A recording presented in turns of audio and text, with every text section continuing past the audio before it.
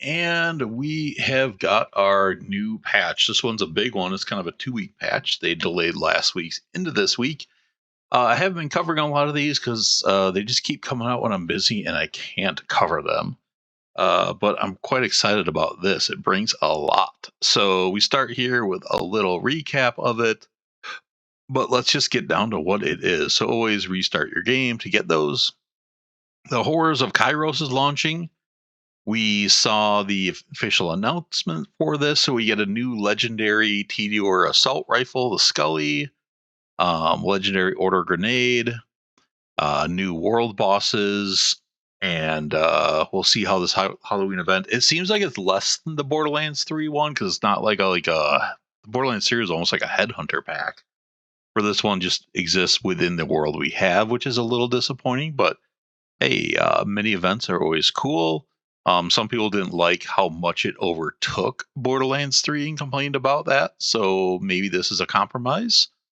But it's running the 23rd to the 6th. So that is exciting. And now we have a whole big list of a lot of stuff. This is the biggest patch we've had so far. So reducing specialization respec from 5,000 to 1,500. That's cool. 5,000 was a lot, even though we don't have a lot to spend on Iridium. But hey, a reduction is always awesome, and it makes it easier to do that. And right now, we're still in that phase where we like to play around with things, which means we want to respec more often. So this is cool. Added drops to certain boss fights that was not dropping loot. I would like some more specifics on that so we can understand it, but cool. The next one I'm not too concerned about. Granted missing cosmetic rewards for players who completed Cairo Speaks with 155 echo logs. Previous update, no big deal there, but some people miss cosmetic rewards. That sucks, so fixing it, good. Improve equipment handling when opening rewards while driving. I didn't even know you could open rewards while driving. Maybe that's a co-op thing. But yeah, any improved performance is good. This next one I'm excited about. Lost loot machine logic updated to better prioritize higher quality gear, loot, and overflow situations. There's always overflow. This is huge. We've wanted this since like day one. Holy crap. Lost loot machine SEUs upgrades now properly extended slots in multiplayer sessions. Okay. I was hoping that was like across players, but just multiplayer. I don't know how that works. Just reported issue with a lost loot machine that could cause duplicates and multiplayer loot enemies. Now drops more cash.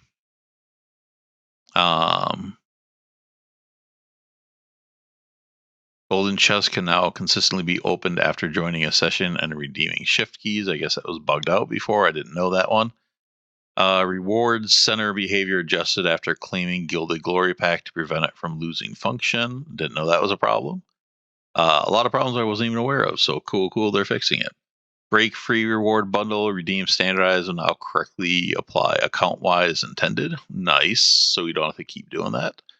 Adjusted unlock condition. So Rift incompatible achievement now correctly completes for all players in multiplayer. I had some stuff like that playing in multiplayer where, some things weren't counting for me, which is a pain. I think they have a lot more work to do here, but the fact that they're starting is good. Cutout achievement now unlocks viewing the board from further distance. Level-based progression updated, so Crimson Rising achievement unlocks at character level 10 is designed. Didn't know that. Timing adjustments, so Catch a Ride achievements unlocks. So yeah, a lot of these are that. Challenge tracking for Jacob's throwing knives. Some of the bobbleheads weren't accessible, I guess. Feels like this stuff is a little less important. Amaro's escort, yeah. So I'm not too worried about that other stuff. Gameplay and missions. All right, so there's some issues in multiplayer. Maurice's machine, that's good. No longer closes unexpectedly, so it looks like a lot of bug fixes here. None of these seem like giant ones I saw showing up for people. So you guys can go through these. I don't want to spend a lot of time on these because it doesn't seem like these are the big things. Bolt Hunter changes. Address some Graviator builds that reportedly cause performance slowdowns. Performance. They should no longer prevent UI elements from updating or fight for life sequences. I didn't know that. Gravitar passive and augment bonuses to gun damage now correctly apply to Ripper heavy weapon barrels and legendary heavy weapon steamer. Entanglement interactions also function as designed. I didn't know those were problems. All right, so that was passive. So balance adjustments. Neutron capture now converts all gun damage into radiation and now only applies to gun shots, not all instances of gun damage. So that might have been part of the reason this was so broken. It's one of the best damage scalers in the game, but during testing, we found that this was erroneously applied to all instances of gun damage and was able to scale in unanticipated ways as a result. The new change will still see Neutron capture be one of the best, if not the best, damage scaler in the game, but the power level will be much more in line with our expectations. Additionally, since all damage from the gun is converted into radiation, it should have more scaling vectors for clever build crafters and allow for meaningful boost from gun damage. So we have our first nerf. They said it's still going to be incredibly strong, so we'll have to get into the game and see how this is actually interacting now and see if there's new ways to kind of boost it. I have a feeling you're still going to be able to wreck bosses with this, just because there's so many ways to wreck bosses. So, we'll see how that's changed. Flux generator plus annihilation interaction updated so spawn grenades now scale correctly with character level. That's good. Amon. So shields visible, adjusted for clarity in combat situations. That's just a good quality of life. Adjusted interaction with Forge Master class mod. So Forge skill now respects in cooldown in multiplayer. Onslaught camera behavior. So this looks like not balance changes. All right, so balance adjustments. That's the big stuff. Seeing red duration restored no longer increases per point invested. It's now 4 seconds for all ranks. Let's see. It was always meant to have huge damage scaling potential. It was meant to be hard to maintain. We didn't want to nerf this passive power, but we're making this effect harder to maintain. That's a little sad for Amon because he seems to be the weakest character so far. So, that seems an odd choice to hit him with a nerf right now. Let's see. We got Scourge Vengeance. Now passively displays consistent magazine size values for Ordnance Gadget. Forge Waver no longer fires unintentionally during Glacial Rapture. Projectiles no longer get stuck in the air when the firewall is active. Well, that's good. Blackout shock damage now properly scales with points invested. I don't know if it was overscaling before. Hopefully it was underscaling and this is a buff. Blackout is now 15% per point, down from 21. After fixing the scaling of the dot damage, we found that Blackout was overperforming, so we gave it a slight readjustment. This will still be a buff overall now that the dot properly scales. Okay, so yeah, because it was properly not scaling. Hopefully that's right. Crucial cybernetics, visual corrected animation. So that's all some of those. So Vex. Some of this is just visual stuff. The balance. Double Trouble illusion damage multiplier is now 75% up from 50. That's a big buff. Illusion duration is now 8 seconds up from 5. That's also quite big. Then Apex Beast damage dealt increases to 15 from 10. So this is like their they're working on our trees. They're less used. That's great for Vex. I feel like Amon needed more of that rather than some of what he got. But maybe I'm just misreading the Amon stuff. Not much for Rafa, but Rafa seems to be in a good place right now. A lot of people think Rafa is one of the best characters. Free grenade, appropriate damage, even when no grenade is equipped. Action skills, Apophis Lance, changed to penalize gun accuracy instead of gun handling, result in projectile speed being unaffected. That's great. And now benefits from cooldown reduction effects. That's also great. And I think Lance is one of his weaker things, so that's good. Gear. Holy crap. We have a lot of gear stuff. Holy shit. Hey, skills that boost gun handling now properly increase projectile speed. That is dope, because that was annoying. Address reports of swapping weapons with a freeloader enhancement or order weapons with a Ripper magazine cause all weapons to not consume the accurate amount of ammo. Didn't know that was a thing. Health restoration from legendary kit now works good. Okay. Reduce critical chance on Jacob's crit knife to 30%. This is the big one. People are going to be upset, but it's still there. It's just not 100%. That's a big change. Dev note, it had to happen. You knew what's going to happen. That's kind of funny.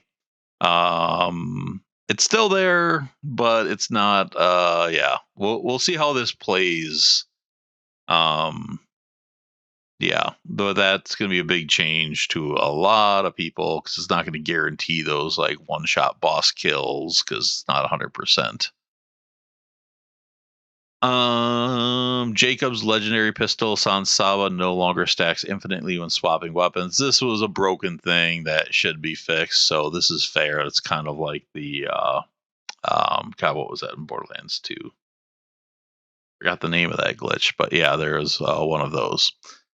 Using a Jacobs shotgun with Torgue sticky projectiles and the knife launcher underbarrel no longer deals knife damage after switching firing modes. Oh, that's a cool workaround. I didn't know people were doing.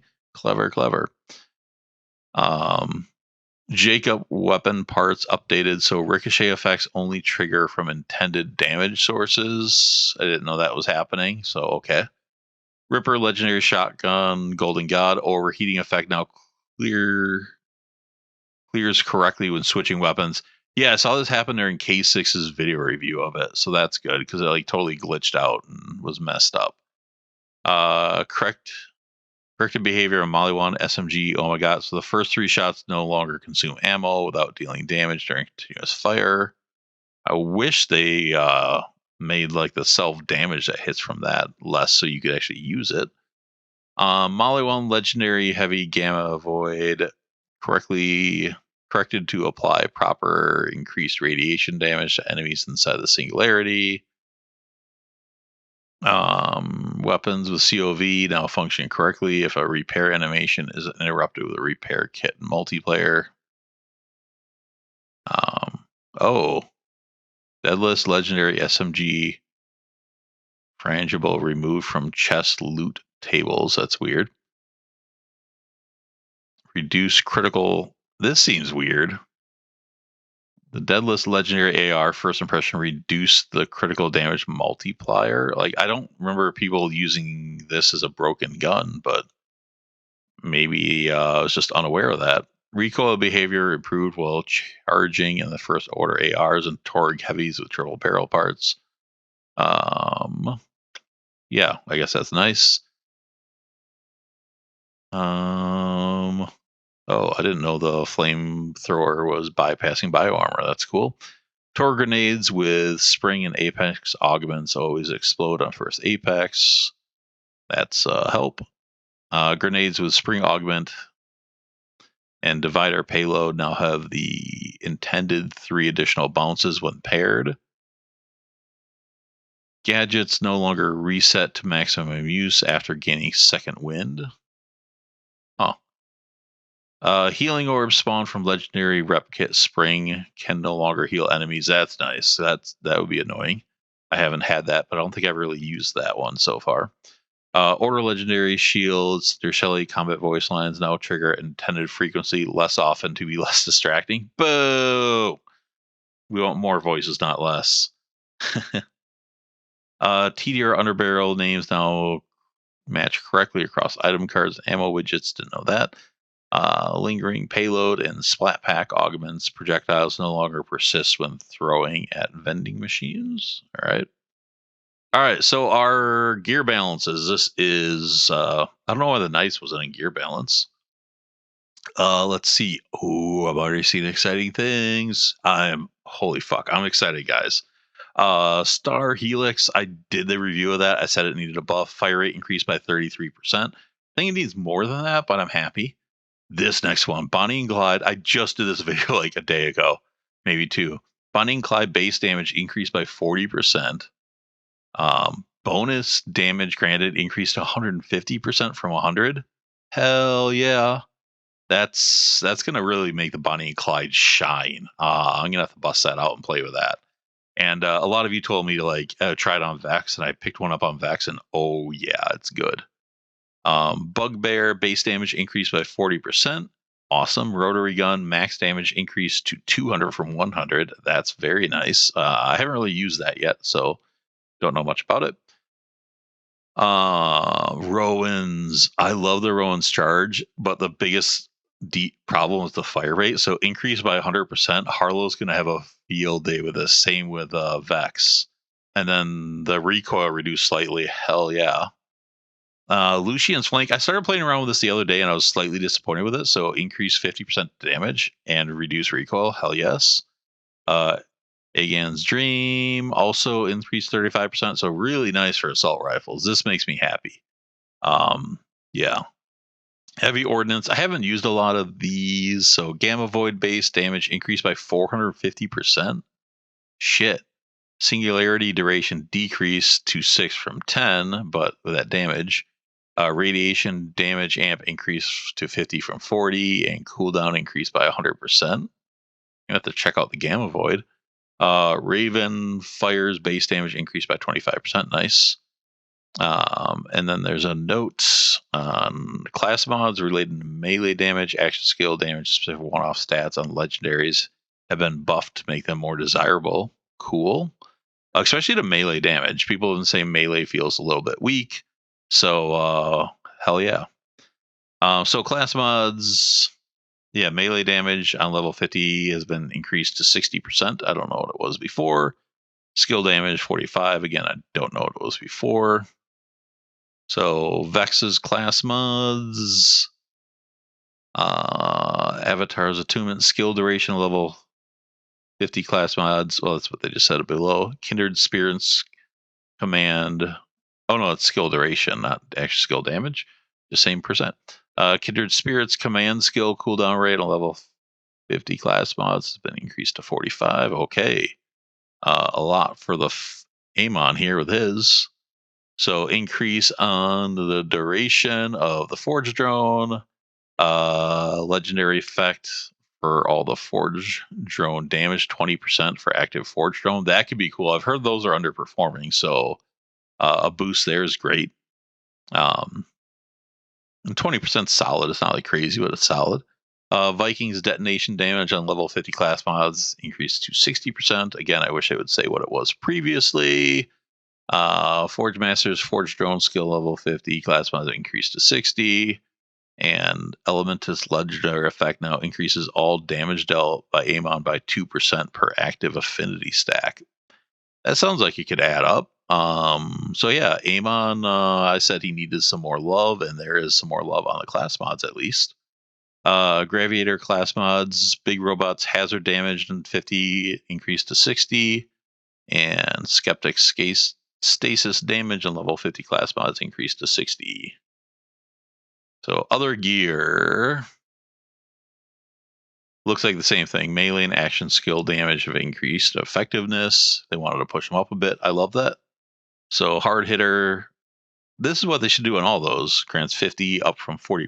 Cool, we know. I don't know if 10% is enough to make a difference, but they did something. Firmware, Real Big Fist now grants 25% melee damage at rank 1 and 2, up from 15 and 25. That's weird. I don't know why the 25 stayed the same. Action Fist now grants 25% melee damage at rank 1, up from 15. This one must be a typo. Action Fist now grants 30% action skill damage at rank 2, up from 30%. That's the same thing. And the other one's 25 to 30. That's no big deal. So the Berserker energy shields, let's see, there were 20, 70, 27, and 35. Now it's 20, 30, and 50. So that's good on the 50.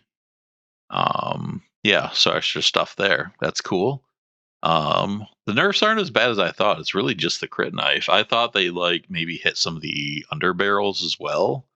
I thought they'd hit like the grenade launchers and the tri-beam and some of that stuff. If it's just the knife, that's reasonable. Specializations. Groundbreaker now only stores gun, action skill, ordnance damage. It's causing loop that would lead to infinite damage by storing bonus damage. Yeah, okay. UI and UX text, that's a lot. Visual,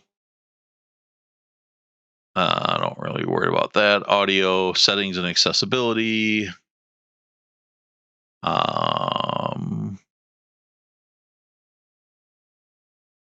Some stuff there. Player experiences, improvement to stability. What does that mean? We are continuing to investigate and make further improvements to stability and performance, so it should run better, but sometimes this is actually backfired, so we'll see if all these start to add up and help. Address multiple reports issued across multiplayer missions, menus, and engine systems. Improve matchmaking and session stability. Address performance in multiplayer when there are a large number of homing projectiles. I had a bunch of that playing co-op. Reduce graphics setting or refine graphics settings and shader handling. The shading has been a big issue. Improvements made to patch reliability and automation processes, and ocean could occasionally fail to load. Well, that's because we blew up the ocean. Of course it's not going to load. Idiots. Miscellaneous. I don't know if that really matters. All right, so weekly activities. The Battle Wagon is the new Encore boss. Tougher variant with different existing boss and even more rewarding loot pool. Battle Wagon, the weekly wildcard mission has changed. A guaranteed legendary drop that you reported getting an IDO roll. The Kickballer. Damn.